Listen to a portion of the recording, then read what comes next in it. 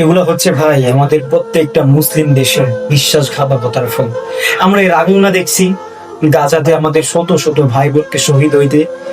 আপনি একবার ভাবুন, পৃথিবীর যেখানে হোক, যেখানে আল্লাহ রাসূল বলছেন আল মুসলিম আখুল মুসলিম, একজন মুসলমান আর এক মুসলমানের ভাই। আপনার আমার সঙ্গে আকীদার মিল নাও থাকতে পারে, কিন্তু সে তো একজন মুসলিম। সে আল্লাহকে সিজদা করে, আল্লাহর কাছে আল্লাহর পায়ের নিচে সিজদা করে, আল্লাহর কুদরতি পায়ে সিজদা করে। শুধুমাত্র আমাদের মুসলিম দেশগুলো বিশ্বাসঘাতকতার কারণে আজকে আমাদের ভাই বোনেরা মৃত্যুবরণ করে, এর জন্যই করে। আপনি একবার দেখেন, এই ছাত্রগুলো আগামী ভবিষ্যৎ ছিল না? অবশ্যই ছিল। আজকে তারা দুনিয়া থেকে বিদায় নিয়ে চলে যাচ্ছে কেন? আপনি দেখেন পৃথিবীর মধ্যে যতগুলো মুসলিম কান্ট্রি আছে, তারা একটা আরেকটার সঙ্গে মিল নাই, একটা আরেকটার সঙ্গে মিল নেই। আজকে যদি মিল থাকতো তাহলে এইভাবে মরে না। আপনি একটু খেয়াল করেন, দেখেন বিধর্মীরা কয়টা মারা যায় আর মুসলিমরা কয়টা মারা যায়। শুধুমাত্র আমাদের মুসলিমদের মধ্যে মিল না থাকার কারণে আজকে আমাদের মুসলিমরা মারা যায়।